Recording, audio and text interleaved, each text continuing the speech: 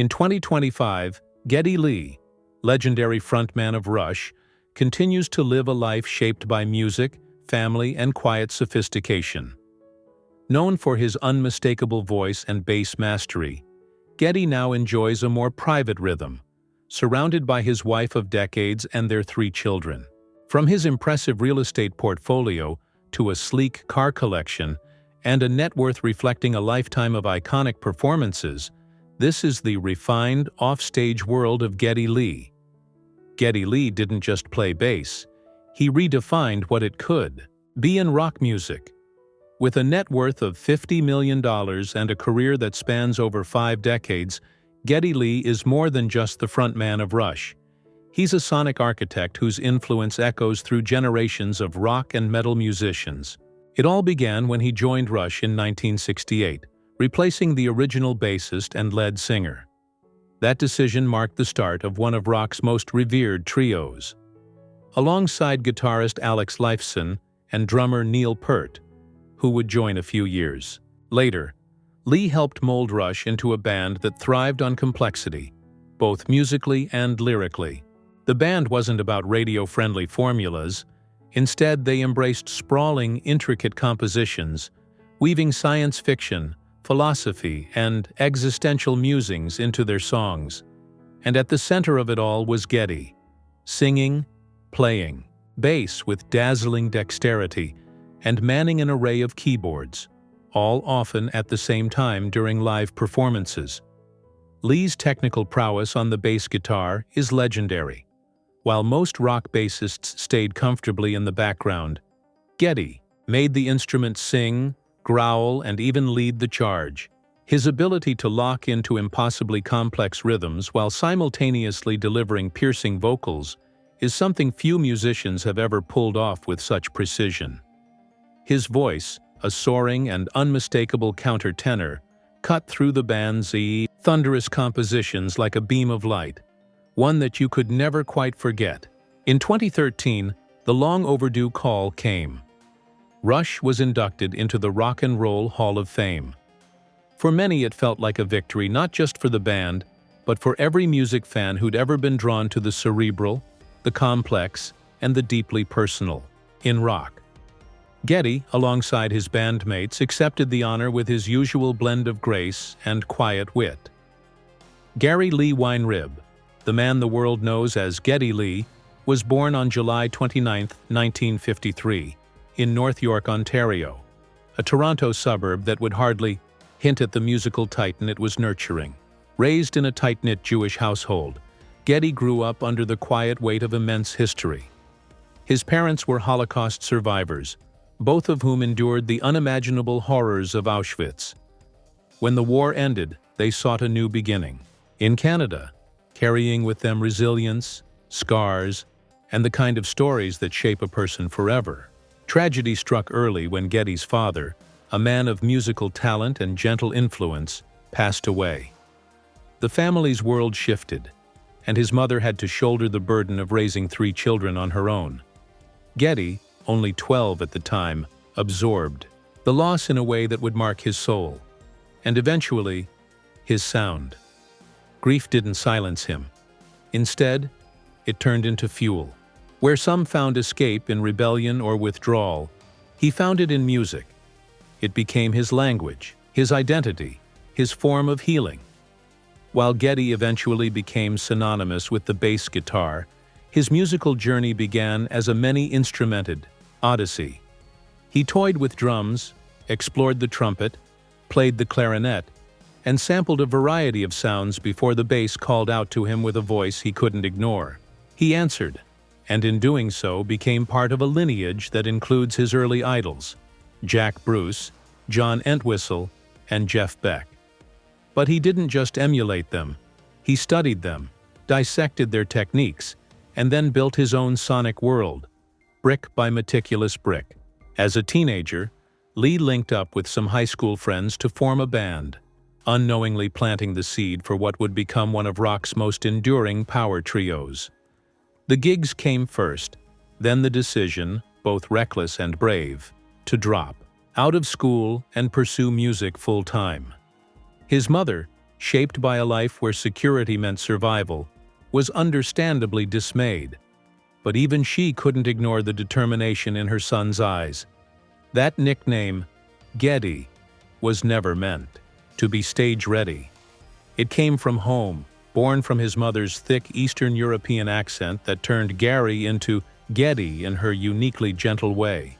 His friends caught on, and the name stuck, as if fate had already decided that Gary Weinrib was too ordinary for the kind of journey this kid was about to take. When Geddy Lee officially joined Rush in 1968, he probably didn't imagine that a handful of high school dances and coffeehouse gigs would grow into one of the most storied careers in rock history. Alongside his longtime bandmates, guitarist Alex Lifeson and eventually drummer Neil Peart, Lee helped lay the groundwork for what would become a legendary power trio. But back in those early days, they were just three guys lugging gear into smoky clubs around Toronto, hoping someone would listen. At first, the band's progress was slow and hard-earned. The local gigs gave way to slightly bigger stages, bars, small clubs, but the paychecks weren't enough to quit their day jobs. Still, there was something brewing and the band stayed the course. By the early 70s, Rush was opening for giants like Aerosmith, Kiss, and Blue Oyster Cult, earning fans city by city, set by set. In 1974, they released their self-titled debut album, loud, raw, and unapologetically heavy. At first, it barely made a ripple. But then came Working Man, a track that struck a chord with blue-collar listeners and started getting serious radio play, particularly in the US.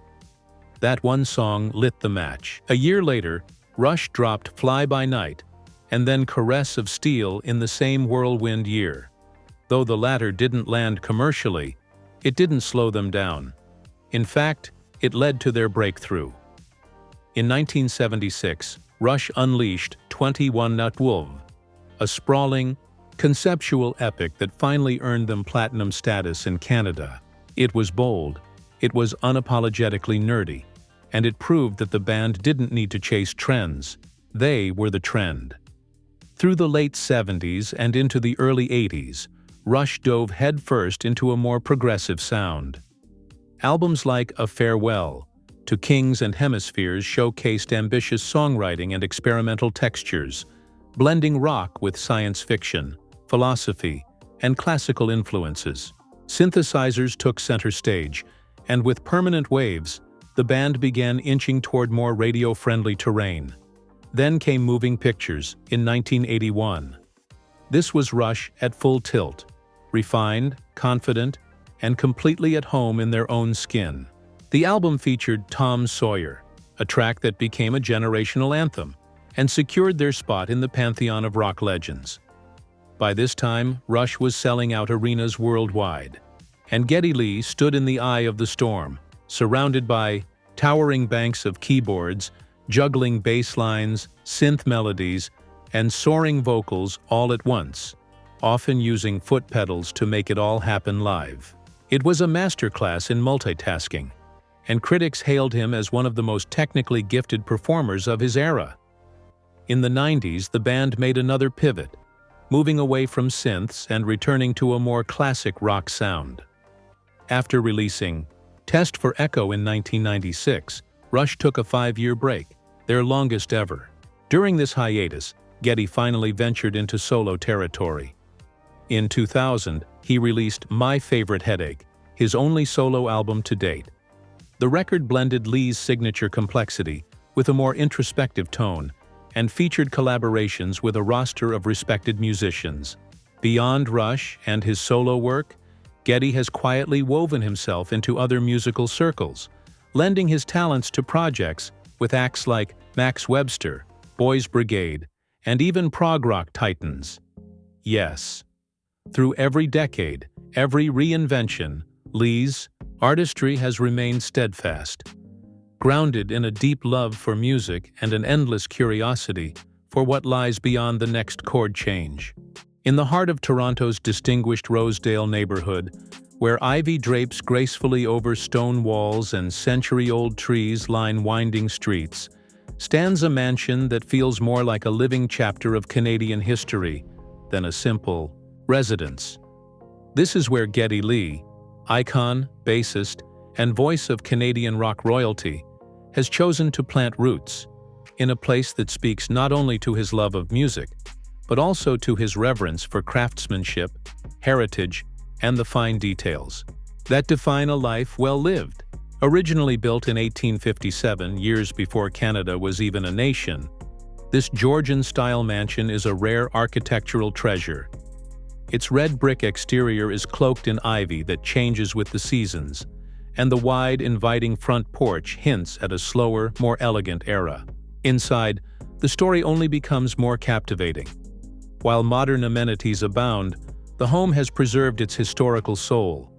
Rich wood paneling, finely detailed moldings, and original hardwood flooring whisper of 19th-century artisanship, all seamlessly paired with the comforts of contemporary luxury. Spanning approximately 12,000 square feet, the estate is grand without ever feeling cold or ostentatious. It hosts 5 bedrooms and 9 bathrooms, but it's what's beyond the bedroom count that makes this home truly exceptional. Each room is infused with purpose and personality, curated over time to reflect both Geddy's refined taste and his deep Canadian roots. The amenities list reads like something out of a dream. A separate guest house, complete with its own kitchen, living room and bedroom, offers visitors a private retreat that rivals boutique hotel living. Connecting the two homes is one of the property's most unexpected and delightful features: a subterranean, heated floor tunnel that ensures comfort even in the depths of a Toronto winter. It's whimsical, practical, and undeniably cool, just like the man who lives there. Step outside, and you're met with a slice of paradise. Classic brick walls offer both security and seclusion, while the grounds are expansive enough to host a full-size soccer match. Multiple outdoor spaces, including a wraparound porch and second-story deck, offer stunning views of the impeccably landscaped gardens. Whether it's a morning coffee or a late-night glass of wine, there's always a perfect spot to take in the surroundings. And speaking of wine, no detail has been overlooked. The home includes a temperature-controlled wine cellar that reflects Geddy Lee's well-known passion for collecting the world's finest vintages. It's not just storage. It's a curated space where every bottle tells a story. But the real wonder may lie in the lower level of the mansion, a personal playground carved into the foundation. There's an entertainment area complete with a pool table, a fully equipped home gym, a sauna, a steam room, and an indoor hockey rink. Because in Canada, of course, there's an indoor hockey rink. It's the perfect blend of high-performance living and national pride. Geddy Lee's passion for music might be what made him a legend, but his fascinations offstage paint a picture just as rich and just as meticulous as any Rush album. Beyond the lights and amps, Lee has curated a life steeped in craftsmanship, history, and a touch of indulgent curiosity. First, there's the wristwear. While most people check the time on their phones, Geddy checks his wrist, and likely with a smile. His collection of wristwatches is nothing short of museum-worthy. With over 40 timepieces known to the public, it features vintage rarities from Rolex, Heuer, Tudor, and the ever-elegant Patek Calatrava. His go-to for everyday wear?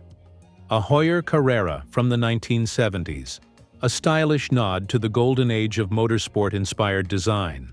What sets much of his collection apart is its deep Canadian roots. Models so rare they were never even exported. Each piece tells a story, not just of precision engineering, but of era, place, and taste. Then there's the wine. Not content to merely sip the occasional glass, Geddy built himself a custom wine cellar back in the 1980s. Because when you collect over 5,000 bottles, kitchen cabinets just won't cut it.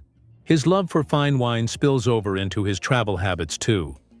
He makes regular pilgrimages to France, not only to hunt for new vintages to add to the cellar, but to savor the experience, cheese tastings included.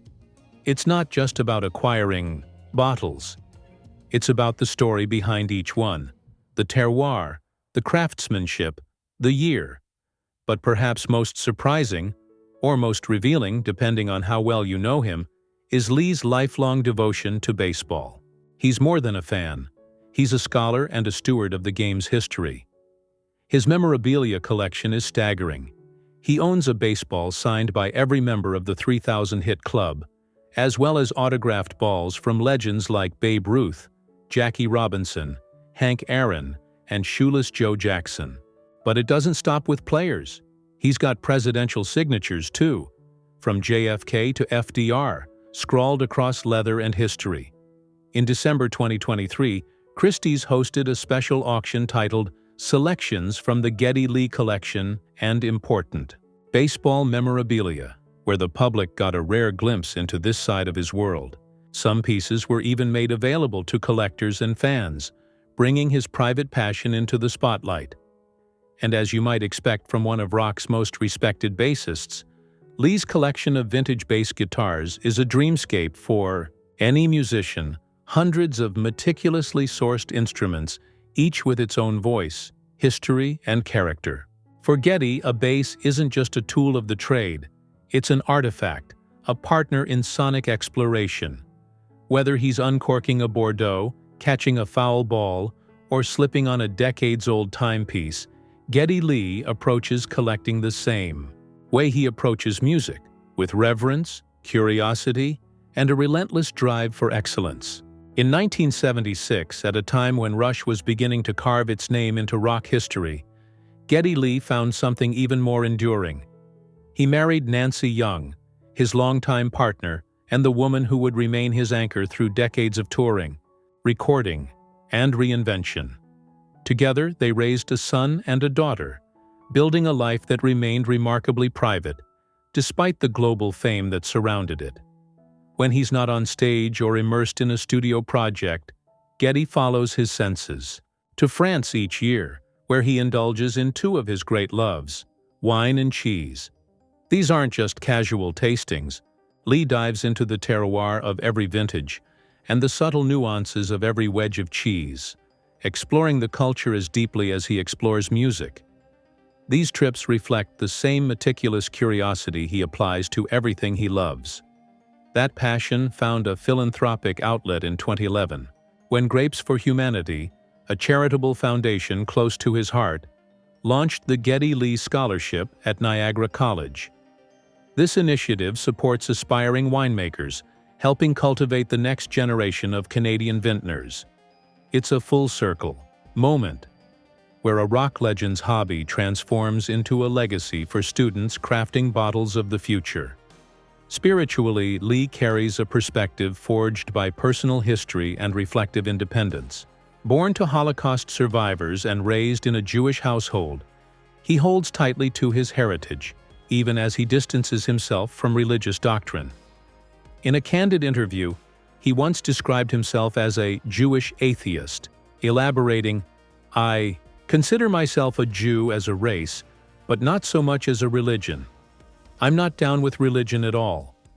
That identity, deeply rooted yet fiercely individual, is emblematic of everything Geddy Lee is. A man shaped by tradition, but never confined by it.